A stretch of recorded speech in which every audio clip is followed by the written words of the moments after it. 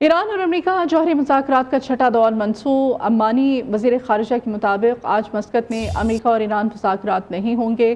امریکی حکام نے بھی مذاکرات ختم ہونے کی تصدیق کر دی ہے۔ ادھر ایران نے بھی مذاکرات کی منسوخی کا اعلان کر دیا ہے۔ ایرانی وزارت خارجہ کے مطابق ہماری اصل توجہ دشمن کی جارحیت کا مقابلہ کرنا ہے۔ امریکہ اسرائیلی جارحیت کا سب سے بڑا حمایتی ہے۔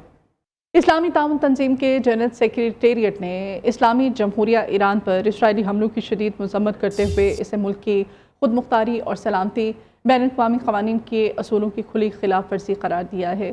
جنرل سیکریٹریٹ نے عالمی برادری اور سلامتی کونسل سے مطالبہ کیا کہ وہ جارحیت کے حوالے سے اپنی ذمہ داریاں ادا کریں، جس سے پورے خطے میں سلامتی، امن اور استحکام کو خطرہ لاحق ہے، اور اسے روکنے کے لیے فوری اور فیصلہ کن کارروائی کرے۔ وزیر اعظم شہباز شریف کا ایرانی صدر ڈاکٹر مسعود پزشکیان سے ٹیلی فونک رابطہ ہوا ہے۔ ایران پر اسرائیلی حملوں کی شدید مذمت، اسرائیل کی اشتعال انگیزی اور مہم جوئی کو علاقائی اور عالمی امن و استحکام کے لیے سنگین خطرہ قرار دیا۔ اسرائیلی حملہ ایران کی خود مختاری اور علاقائی ثانویت کی خلاف ورزی ہے۔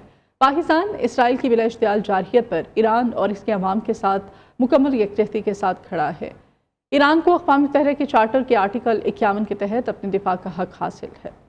بھارت کی دوگلی سفارتکاری شنگھائی تعاون تنظیم میں ایران کا ساتھ دینے سے انکار کر دیا۔ بھارت ہمیشہ اپنی تہذیبی اقدار، انسانیت اور خود مختاری کے احترام کا راگ الاپتا ہے، لیکن ایران پر اسرائیلی فضائی حملوں کے وقت اپنی موقع پرستی اور بے اصولی کی اصل حقیقت سامنے لے آیا ہے۔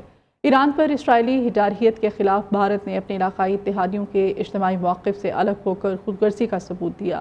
بھارت نے نہ صرف ایس سی اور رکن ممالک ایران کے ساتھ غداری کی، بلکہ خود کو تاریخ کے غلط دوراہے پر لا کر کھڑا کر دیا۔ تمام مسلم ممالک کو اسرائیل کے ساتھ تعلقات کو ختم کر دینا چاہیے۔ مسلم دنیا متحد نہ ہوئی تو سب کی باری آئے گی۔ مسلم ممالک کو مل کر اسرائیل کے خلاف حکمت عملی اپنانا ہوگی۔ وزیر دفاع کے قومی اسمبلی سے خطاب۔ خواجہ عاصم نے کہا کہ پاکستان ایرانی بھائیوں کے ساتھ مکمل یکجہتی کا اظہار کرتا ہے۔ ایران کو جہاں بھی ضرورت ہوگی پاکستان اس کی حمایت کرے گا۔ اگر کوئی بی ایل اے کا ہمدرد ہے تو وہ غدار ہے۔ پاکستان کے ایک ایک چپے کا دفاع کریں گے۔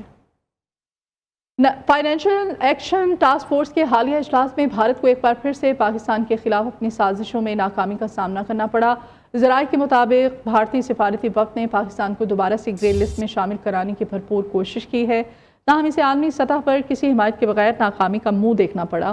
اجلاس کے دوران چین نے پاکستان کے حق میں کھل کر موقف اختیار کیا اور پاکستان کو ریلیف دینے کی حمایت کی۔ ذرائع کے مطابق ترکی اور جاپان نے بھی پاکستان کی مکمل حمایت کرتے ہوئے بھارتی موقف کو مسترد کیا ہے۔ ایران کے نئے حملے، اسرائیل میں ہر طرف تباہی ہی تباہی۔ تہران نے اسرائیل پر 150 بیلسٹک اور ہائپر سونک میزائل داغ دیے۔ حیفا کے معاشی مراکز نشانہ، ریفائنریز میں آگ لگ گئی۔ بستی اسرائیل میں کئی عمارتیں تباہ، آگ بھڑک اٹھی۔ مزید 4 اسرائیلی ہلاک، 130 زخمی۔ میزائلوں اور ڈرون سے اسرائیل میں فوجی اہداف کو نشانہ بنایا گیا۔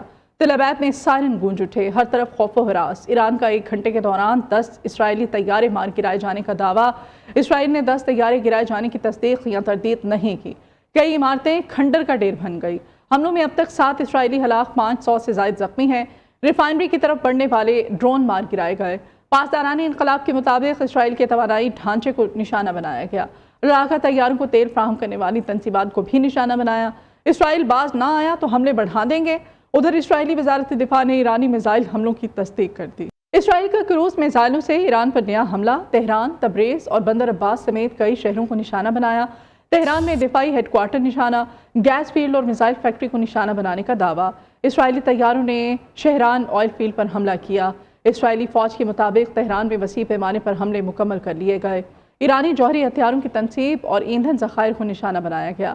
تہران پر 2 گھنٹے تک 70 طیاروں نے پروازیں کیں، 40 اہداف کو نشانہ بنایا۔ اسرائیلی حملوں میں مزید 2 جنرلز، 3 جوہری سائنسدانوں اور 20 بچوں سمیت 65 ایرانی شہری شہید ہوئے۔ نیتن یاہو کہتے ہیں کہ اسرائیلی حملوں نے ایران کے جوہری پروگرام کو برسوں پیچھے دھکیل دیا ہے۔ ہم آیت اللہ خامنائی کی حکومت کو ہر مقام اور ہر ہدف کو نشانہ بنائیں گے۔ اردن نے فضائی حدود پھر بند کر دی ہیں۔ ایران نے جوہری عدم پھیلاؤ معاہدے سے الگ ہونے کی دھمکی دے دی ہے۔ ایران نے مغربی ممالک کو خبردار کیا ہے کہ اگر بنیاد الزامات کا سلسلہ جاری رہا تو NPT سے الگ ہو جائے گا۔ اقوام متحدہ میں ایران کے مستقل مندوب سعید ایروانی نے اقوام متحدہ کی سلامتی کونسل میں خط جمع کرایا ہے، جس میں واضح کیا گیا ہے کہ برطانیہ، فرانس اور جرمنی بے بنیاد الزامات لگا رہے ہیں۔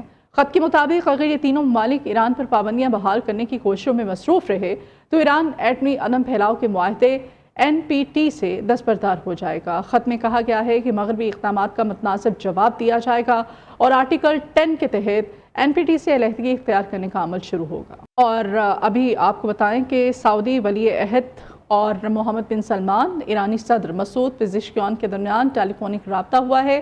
سعودی ولی عہد کا ایرانی صدر سے تنازعات کے حل کے لیے طاقت کا استعمال نہ کرنے پر زور۔ سعودی ولی عہد کا کہنا ہے کہ اسرائیلی حکومت ایران سے تنازع بڑھانا چاہتی ہے تاکہ امریکہ جنگ میں شامل ہو۔ اعتماد ہے کہ ایران دانشمندانہ اقدام کرے گا۔ ایرانی صدر کا کہنا ہے کہ سعودی عرب اور ایران مل کر خطے کو پرامن بنائیں گے۔ امریکی صدر ڈونلڈ ٹرمپ اور روسی صدر پیوٹن میں ٹیلی فونک رابطہ ہوا۔ مشرق وسطیٰ کی صورتحال پر بات چیت کی گئی۔ روسی صدارتی دفتر کرملن کے حکام کے مطابق دونوں صدور کی گفتگو 50 منٹ تک جاری رہی۔ گفتگو بہت مفید اور بامعنی تھی۔ صدر پیوٹن نے کہا کہ روس ایران کے خلاف اسرائیلی فوجی آپریشن کی مذمت کرتا ہے۔ کرملن حکام کے مطابق دونوں صدور نے ایران جوہری مذاکرات کی بحالی کے امکان کو رد نہیں کیا۔ ٹرمپ نے بتایا کہ امریکی مذاکرات کا ایرانی نمائندوں کے ساتھ کام دوبارہ شروع کرنے کے لیے تیار ہیں۔ مشرق وسطیٰ کی صورتحال بہت تشویشناک ہے۔ روسی صدر نے 22 جون کے بعد یوکرین سے مذاکرات جاری رکھنے کا بھی بتایا۔ ٹرمپ نے روس یوکرین تنازع کے جلد حل میں دلچسپی رکھنے کا بتایا۔ پیوٹن نے صدر ٹرمپ کو سالگرہ کی مبارکباد دی۔ ترکیہ کے صدر رجب طیب اردوان کا سعودی ولی عہد محمد بن سلمان سے رابطہ ہوا ہے۔ ترک صدر نے کہا کہ ایران اسرائیل مسئلہ صرف مذاکرات سے حل ہو سکتا ہے۔ اسرائیل کو روکنا ناگزیر ہے۔ صورتحال مزید خراب ہو سکتی ہے۔ نیتن یاہو کی حکومت خطے کے لیے سب سے بڑا خطرہ ہے۔ ایران پر حملے نے اسرائیلی جارحیت کو بے نقاب کر دیا ہے۔ ترک صدر رجب طیب اردوان نے ایرانی ہم منصب مسعود پزشکیان سے رابطہ کیا۔ بولے نیتن یاہو خطے کو آگ میں جھونکنے کی کوشش کر رہا ہے۔ نیتن یاہو فلسطینیوں کی نسل کشی کی طرف توجہ ہٹانا چاہتا ہے۔ ایران اسرائیل جنگ رکوانے کے لیے مختلف ممالک سرگرم ہیں۔ سعودی عرب سمیت مغربی ممالک کا جنگ رکوانے کے لیے تمام وسائل بروئے کار لانے پر اتفاق سامنے آیا ہے۔ روسی صدر پیوٹن نے اسرائیل اور ایران کو ثالثی کی پیشکش کر دی ہے۔